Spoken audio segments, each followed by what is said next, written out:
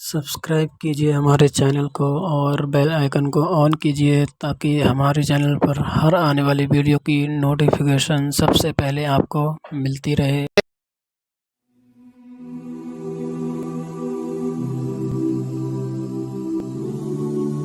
भी किसी मौका पर भी अल्लाह की हदों को नहीं तोड़ना चाहिए। हमारे माशरे के अंदर पहले लोग तलाक देते हैं, तलाक तलाक तलाक, 3 जुमले तलाक के बोलते हैं। कहने वाले कह रहे हैं कि तलाक दी, उसका पूरा पस मंजर है, झगड़ा रहता था, लड़ाई रहती थी, नाफरमानी होती थी। खामद भी बतलाता है, जब उससे पूछा जाता है तो वो कहता है बड़ी देर से बदजुबानी हो रही थी। औरत को पूछा जाता है तो वो कहती है बड़े पुराने जुल्म कर रहा था। एक पूरे पस मंजर के पीछे तलाक दी जा रही है और नाम लेकर के तलाक दी जा रही है। फिर जाकर के स्टाम्प फरोश से तलाक लिखवाई जाती है, उस पर साइन होते हैं, फिर वो पोस्ट की जाती है। जब अगली जगह पहुंच गई, तलाक हो गई, अब बरादरी के कुछ बड़े शामिल हो गए और शामिल होकर कहने लगे नहीं नहीं सुलह होनी चाहिए। सुलह भाई, जब 3 तलाकें हो गई तो अब सुलह किस बात की? अब सुलह किस बात की? अब कहीं कभी किसी जमात से फतवा पूछा जाएगा, कभी किसी जमात से फतवा पूछा जाएगा, अल्लाह तबारक व तआला की हदों को तोड़ा जाएगा। और फिर भाई बात तो ये है कि अगर ये इतना ही जरूरी था, इन दोनों का इकट्ठे रहना इतना ही जरूरी था, तो फिर कौन सी ऐसी नौबत आई थी कि जिस पर इन्होंने लफ्ज तलाक बोल दिया? फिर क्यों ऐसा मामला यहां तक पहुंचा कि तलाक का लफ्ज बोल दिया गया? और ये बात बिल्कुल दुरुस्त है कि नबी रहमत सैयद आलम सल्लल्लाहु अलैहि वसल्लम ने फरमाया है कि तलाक एक ऐसी चीज है जो जायज तो है पर अल्लाह को पसंद नहीं। लेकिन मेरे भाई सहाबाए किराम अलैहिम रिदवान ने तलाकें दी हैं। खुद नबी रहमत सैयद आलम सल्लल्लाहु अलैहि वसल्लम की 2 शहजादियों को अबू लहब के 2 बेटों ने तलाक दे दी थी। अल्लाह के महबूब अलैहिस्सलाम ने उस तलाक को अल्लाह तबारक व तआला की हिकमत समझ के कबूल फरमाया, तो अल्लाह ताला ने मुस्तफ़ा करीम को हजरत उस्मान गनी जैसे दामाद अता फरमाए। अब अल्लाह तबारक व तआला के हवाले करें, अब अल्लाह के सुपुर्द करें। अब वहां अल्लाह तबारक व तआला की हदों को तोड़ना, वहां अब कभी उधर से फतवा लेना, कभी उधर से फतवा लेना, एक नाजायज जिंदगी बसर करना, अपने वजूद पर जुल्म करना, ज्यादती करना। अल्लाह फरमाते हैं कुरान मजीद में, वमन यतअद्दा हुदूद अल्लाह, अगर तुम अल्लाह की हदों को तोड़ोगे, अगर तुम अल्लाह के बनाए हुए कवानीन को तोड़ोगे, और जो कोई ऐसा करेगा, जो कोई अल्लाह की हदों को तोड़ेगा और जो कोई अल्लाह के बनाए हुए कवानीन को पामाल करेगा, फउलाइका हुमुज़ ज़ालिमून, फरमाया ये लोग जालिम हैं, ये हद से बढ़ने वाले। अल्लाह तबारक व तआला दुनिया में भी इन्हें जालिमों जैसी बेसुकूनी देगा और कयामत के दिन जालिमों जैसा अंजाम फरमाएगा इन लोगों का। अल्लाह तबारक व तआला की हदों को लोग तोड़ते हैं। तलाक का मामला है, सूद का मामला है, रियासत के सदर साहब बोल करके कह देते हैं, लोग जानते नहीं कि मैं कितनी बड़ी बात कर रहा हूं, जानते नहीं कि कितनी बड़ी बात कर रहा हूं। अगर किसी सदर को कहा जाए कि तू पीए हो गया है, तू एक मामूली आदमी हो गया, जा वहां से हमारे लिए पानी लेकर के आ, चाय लेकर के आ, तो कहता तुमने तो मेरी इज्जत की हद तोड़ दी, इतनी बड़ी बात कर दी तुमने, हद तोड़ दी, तुम्हें सजा दी जाएगी। अदालत के अंदर अगर कोई शख्स ऐसी बात करता है जो अदालत के मेयार के खिलाफ है, उस पर तौहीन अदालत का मुकदमा हो जाता है, उसको सजा होती है, उसके बारे में कानून मौजूद है। लेकिन अगर रियासत का सदर उठ के कहे कि उलमा सर जोड़ के बैठे, बगैर सूद के काम नहीं चलता, कोई उसमें से गुंजाइश निकाले, तो कोई आदमी हरकत में नहीं आता, कोई नहीं बोलता। अल्लाह तबारक व तआला की हद को सरेआम पामाल किया जाता है।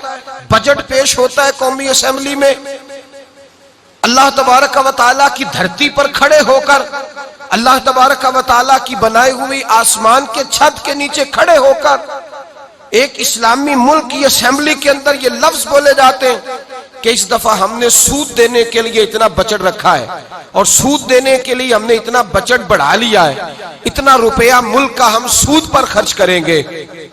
तुमने सोचा ही नहीं, तुमने ख्याल ही नहीं किया कि जब तुम ये लफ्ज बोल रहे थे तो तुम अल्लाह तबारक व तआला की हदों को पामाल कर रहे थे। तुमने सोचा ही नहीं कि रसूल पाक सैयद आलम सल्लल्लाहु अलैहि वसल्लम ने बाकी गुनाहों की सजा बयान की है। और जब सूद की बारी आई तो कुरान मजीद ने कहा अगर तुमने सूद न छोड़ा फग़ज़नू बिहर्बिम मिनल्लाहि व रसूले, फिर अल्लाह और उसके रसूल से जंग करने के लिए तैयार हो जाओ। फिर अल्लाह रसूल से जंग करने के लिए, मुकाबले के लिए तैयार। इतना बड़ा गुनाह और उस पर सरेआम लेक्चर दिया जाता है, उस पर गुफ्तगू होती है, उसके रोज धंधे होते हैं, सरेआम कारोबार होते हैं। हर बैंक वो कारोबार करता है, तिजारतें होती हैं, लोग बैंक से लोन लेकर सूद पर पैसे लेकर फैक्ट्रियां चलाते हैं, तिजारत होती है।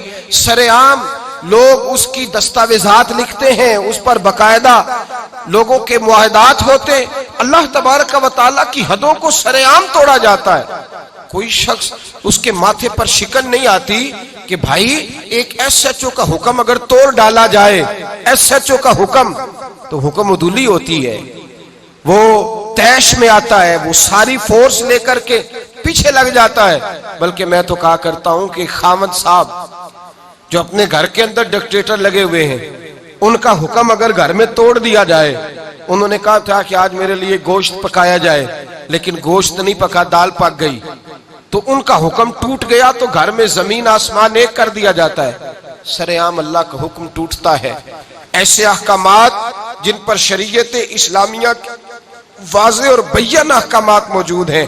मेरे नबी करीम सल्लल्लाहु अलैहि वसल्लम ने फरमाया मां के साथ जिना करने वाला इतना बुरा नहीं जितना सूद का काम करने वाला बुरा है।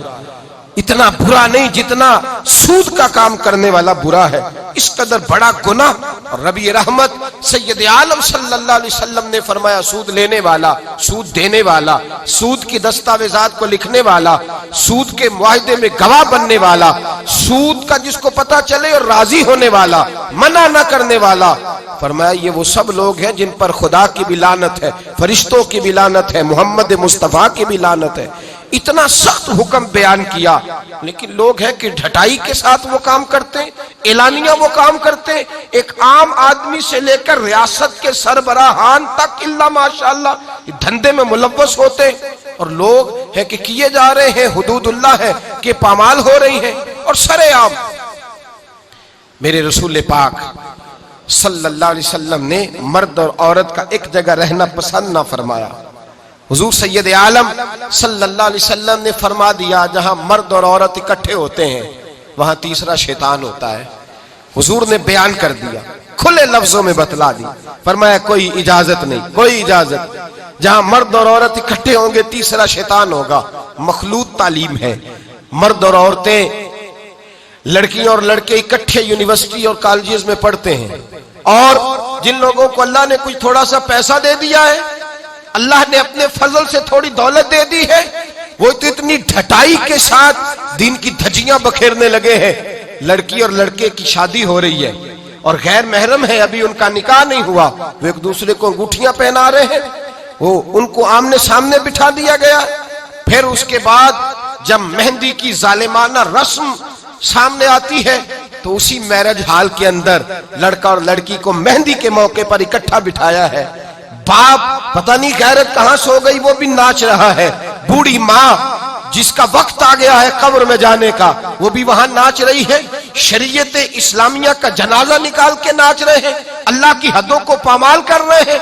मुस्तफा करीम जाने रहमत सल्लल्लाहु अलैहि वसल्लम ने फरमाया मर्द और औरत जहां इकट्ठे होते हैं तीसरा शैतान होता है, वो भी गैर महरम है। वो अंगूठियां, हाँ शरीयत ने इजाजत दी है शादी से पहले होने वाली बीवी को एक नजर देखने की, उसको इजाजत है, एक नजर देखने की इजाजत दी थी। ये थोड़ी कहा था कि उनको इकट्ठा बिठा दिया जाएगा, वो एक दूसरे को अंगूठियां पहनाते फिरेंगे। नबी करीम रऊफुर रहीम सैयद आलम सल्लल्लाहु अलैहि वसल्लम ने इतना नापसंद किया कि हुजूर सैयद आलम अलैहिस्सलाम ने फरमाया खिंजीर, कुत्ता जो होता है ये निजसुलैन नहीं होता। कुत्ता भीग जाए तो इस पर बाद लोग फतवा देते हैं नापाक होने का, और कुत्ते की जो थूक होती है वो नापाक होती है। कुत्ता पूरा नापाक नहीं होता, खिंजीर पूरा नापाक होता है, निजसुलैन होता है। मेरे हबीब पाक अलैहिस्सलाम ने फरमाया खिंजीर पूरा पूरा नापाक है, खिंजीर भी हो और फिर वो गंदगी में, गोबर में, पखाने में लिथड़ा हुआ भी हो, खिंजीर भी हो और गंदगी में लिथड़ा हुआ, पहले भी नापाक, फिर उस पर गंदगी लग गई।